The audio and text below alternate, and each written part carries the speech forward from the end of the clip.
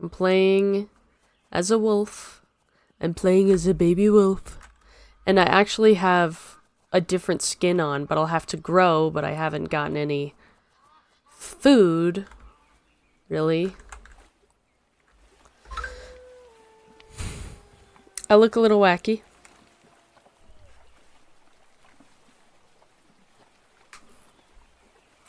Not sure about the makeup, not sure about the hairdo, but not sure about the fit either. But I got this sick belt that I'm finally using. It's beaded. I think it's probably hand beaded. And it's beautiful. I'm running as fast as I can. Pick me up, man. Pick me up. Let's get to the Lamar Valley. In Colorado, there's this bill that did pass, that people are angry passed because they think the city people who voted for it and the country people never would have voted for it. The reality is probably somewhat true, but also consider, like, there's a reason this bill exists. There's more than one side of the story. So let's talk about that. Let's talk about both of them. First, there's the ranchers who have animals and, oh, maybe he'll kill this deer for me. Who get killed, and sometimes wolves have this weird behavior, which I'm sure you will see me demonstrate in this game, where they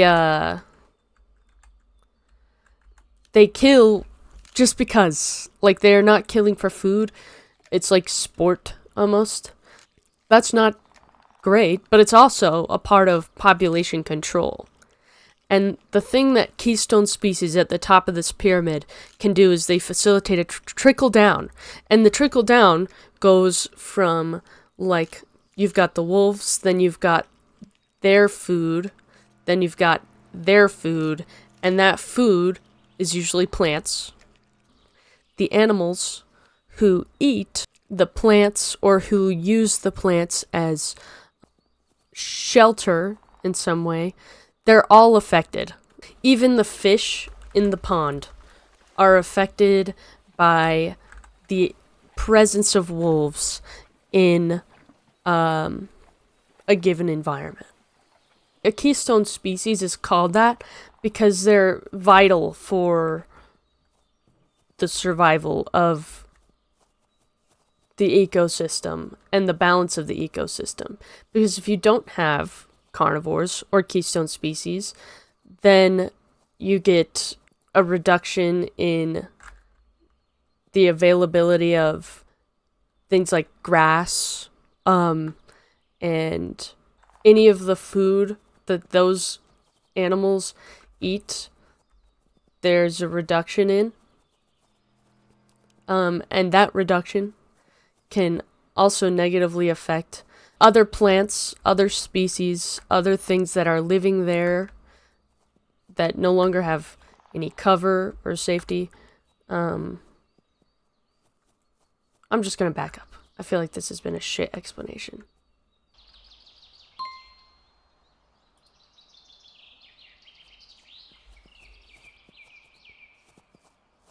This is weird. Wolves are keystone species. They're at the top of the pyramid. And at the next level of the pyramid, you have animals, small mammals, bigger mammals, like elk, like sheep, like cows, like deer, like rabbits, and other small things, mice, raccoons, just various types of, animals in the wild. And below that, you have, or even like birds and fish. And then below that, you've got plants and anything that can be basically eaten by an animal, that is eaten by an animal, or that is used as like a habitat for an animal. So like a tree like this. We're at the end of the world, buddy. Gotta go a different way. When you have a top square, it's the smallest, while the bottom is the largest, right? So you would think, most people tend to think, that the small square with only a few animals don't have that big of an effect on the really big squares of plants. So the reality is that wolves, and, other predators have this top-down cascade effect that that snowballs, basically.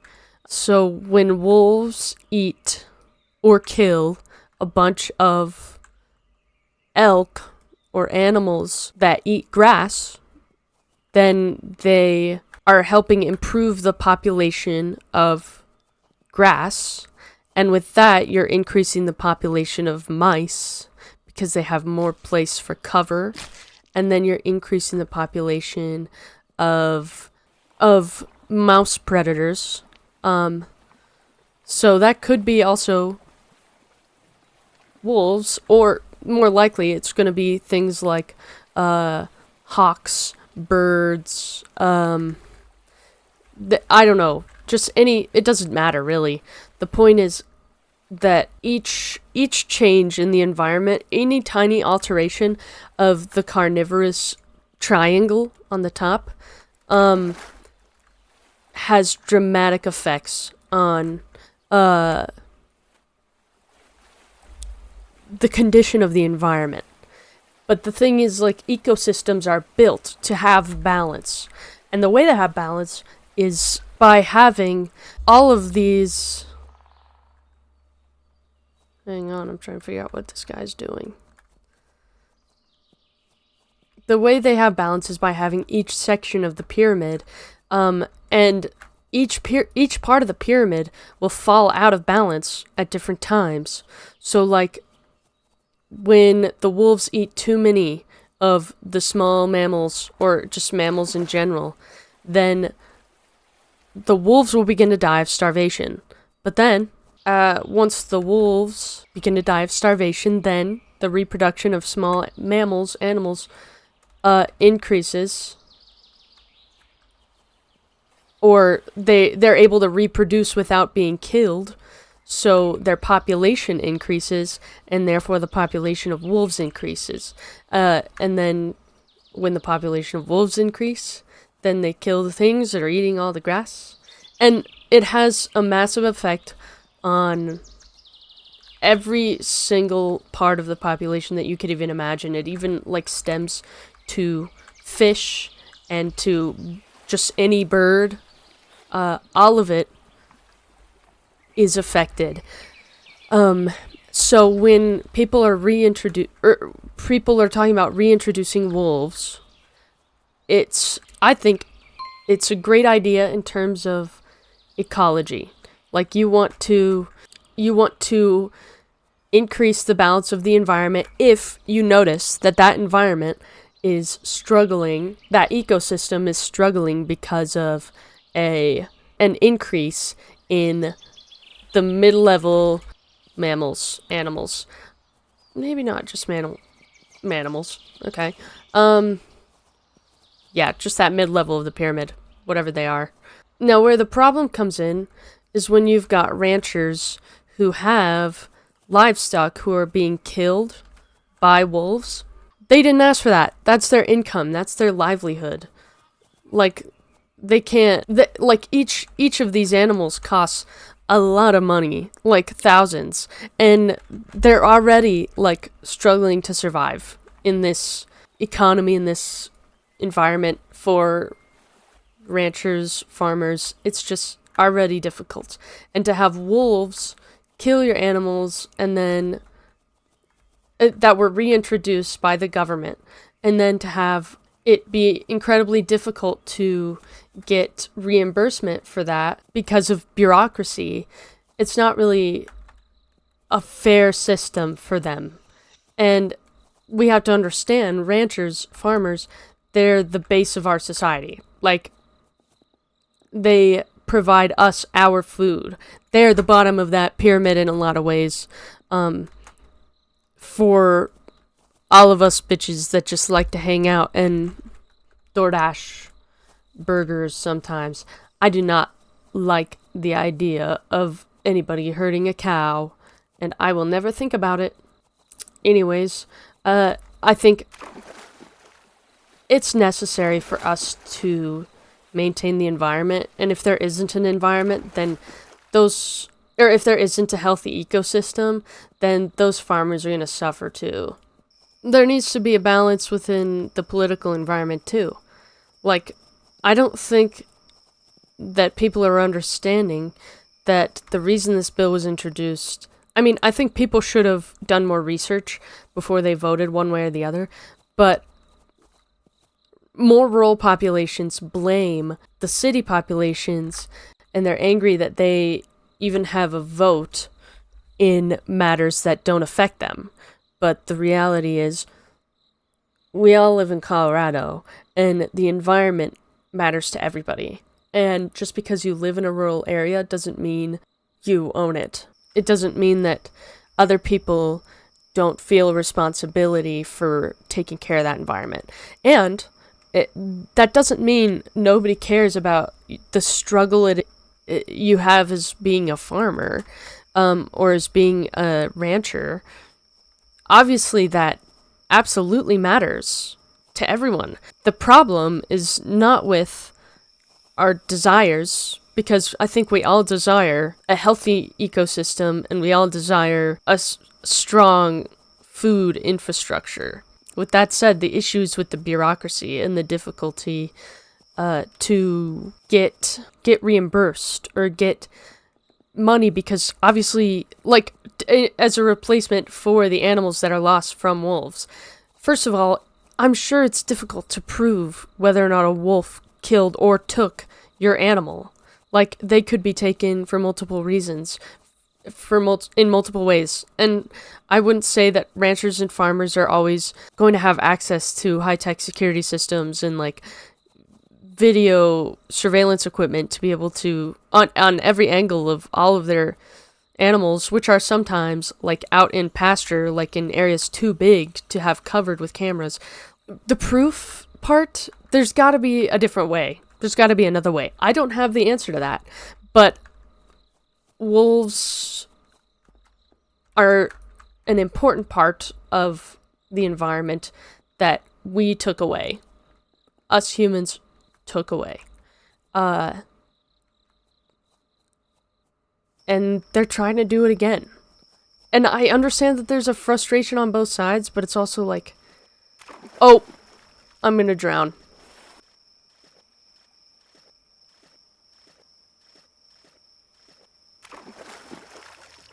We all have the same goals in the end.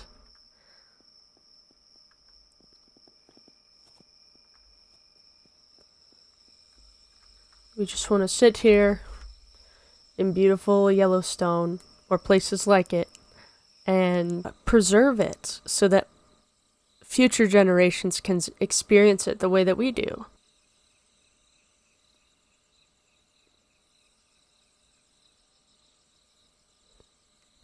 With that said, let me show you guys my new favorite game, Tax Fraud Tycoon.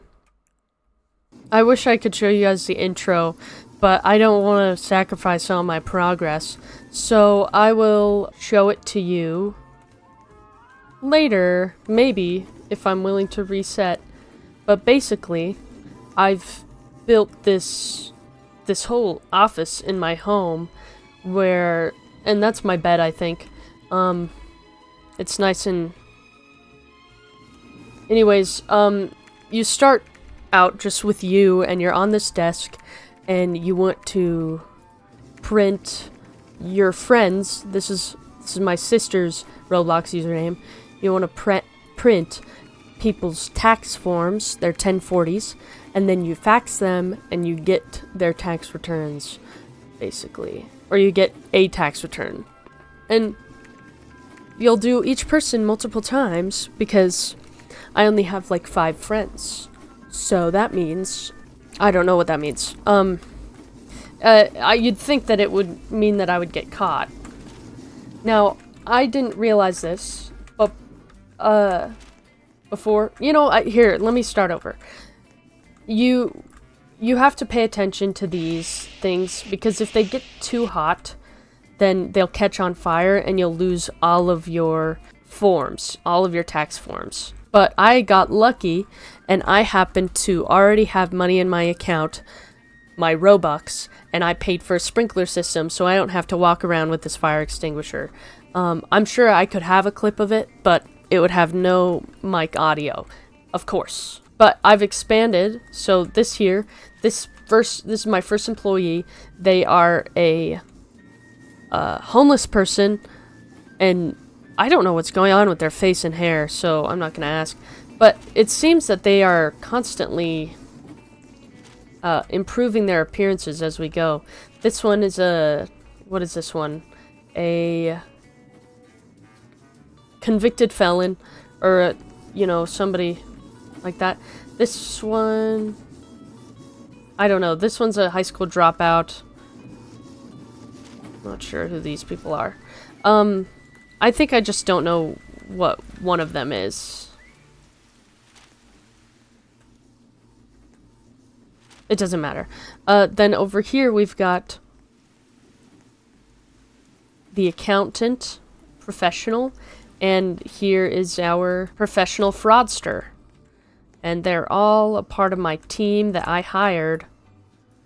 And I don't think they get any money, as far as I know.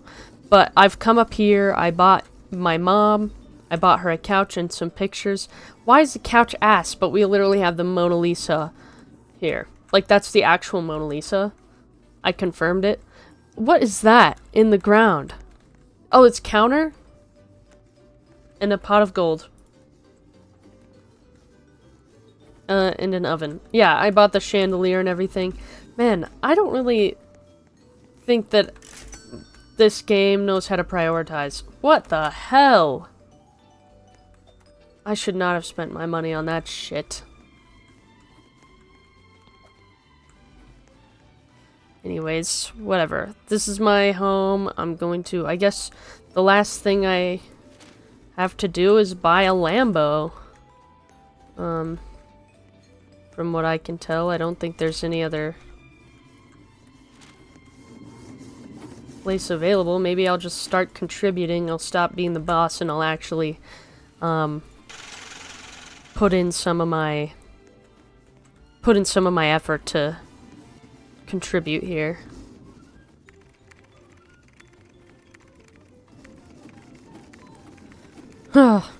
Tax fraud, it's not easy. I wish that there was a legal and like healthy way of doing this, and it's called getting a job. But I'd like to just have a desk job, maybe. I would like to be at a desk like I am right now and pretend to commit tax fraud and to get money for it.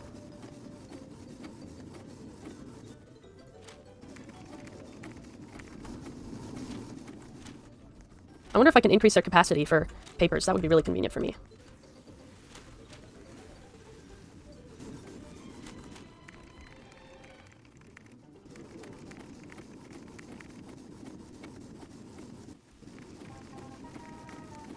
Just click a button, click a button, click a button. It's all you have to do and you just make money. I would love to not have to put thought into anything. And I like to think about that in relation to the Enneagram, because I am thinking repressed. And that doesn't mean I don't think. I think. It takes a lot of energy for me. And I would say that everybody has their repression, and everybody struggles with something. So you could have doing repression, or I think it's feeling repression. And they all have different effects on your life. Thinking repression sucks ass for me, though, because I think it, combined with ADHD, it makes it hard for me to have things like a desk job, because I don't want to put in my mental energy into anything.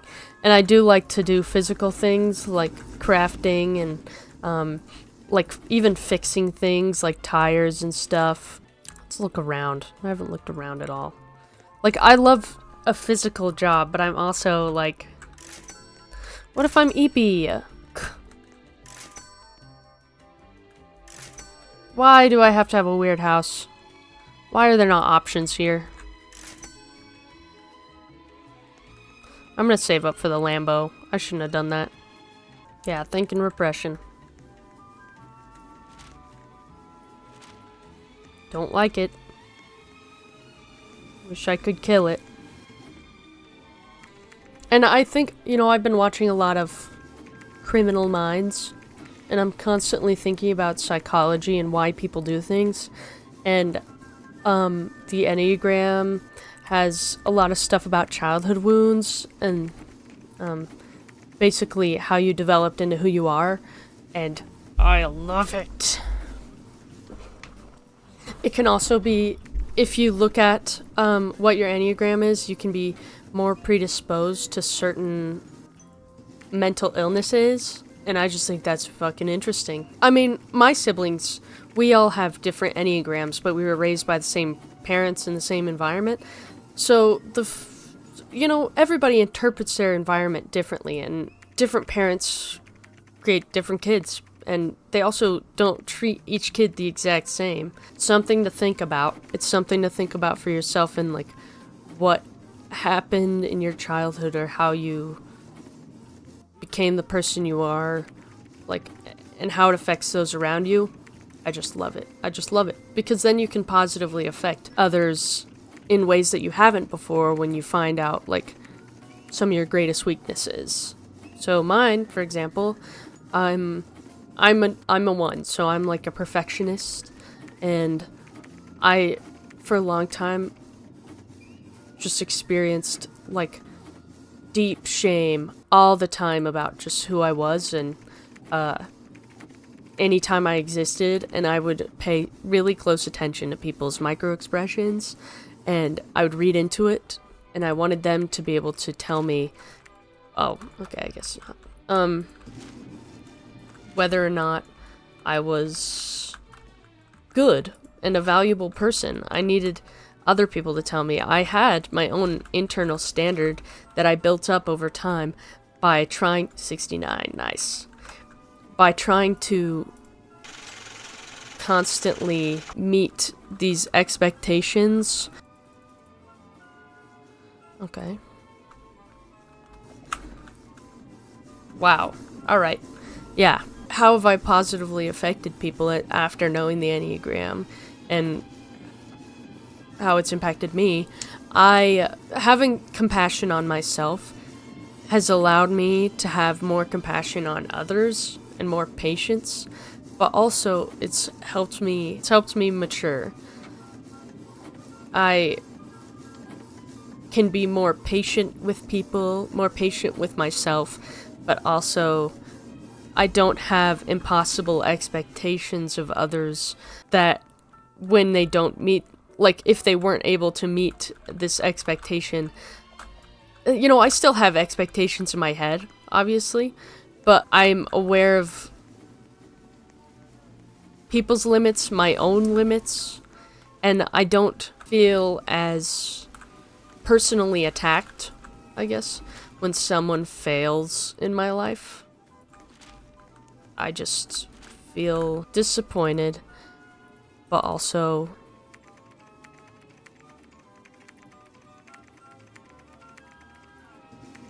resolute. I'm confident that I can maintain boundaries with people and have my own personality and my own, like, confidence outside of what other people are expecting of me. And I can also be frustrated if someone disappoints me, but also, like, have patience and compassion in those moments when I'm communicating it, because I fail and I'm not in denial about that anymore.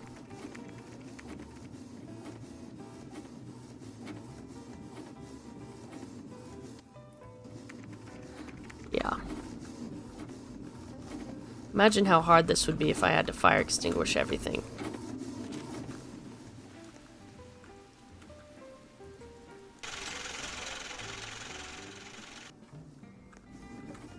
Let's see what other upgrades we can do.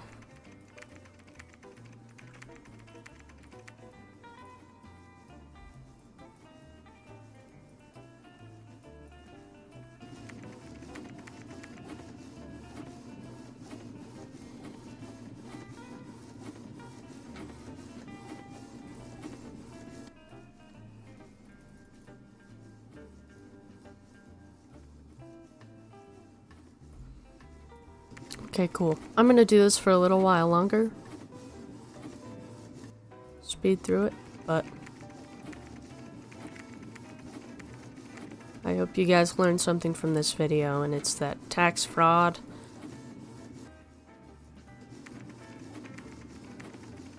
it's really the only job worth having. I mean, it makes sense. Hire high school dropouts, hire felons. They can live with you, you can feed them, and you just make tons of money.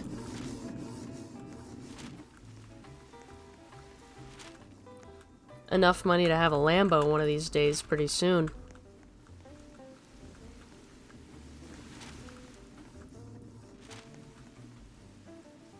I'm gonna pause here, and I'll come back when I have the Lambo.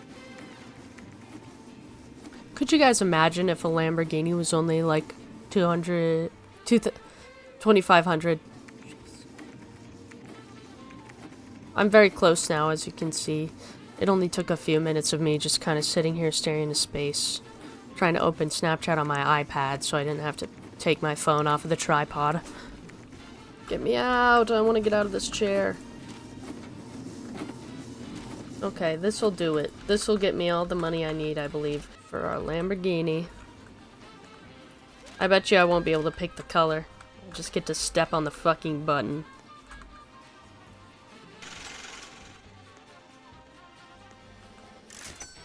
Oh, you're serious. No. Why am I walking it? Why am I... Okay, I guess I understand why it was $2,500. Oh. Don't have a Lambo anymore, I guess. Oh, I've got an office.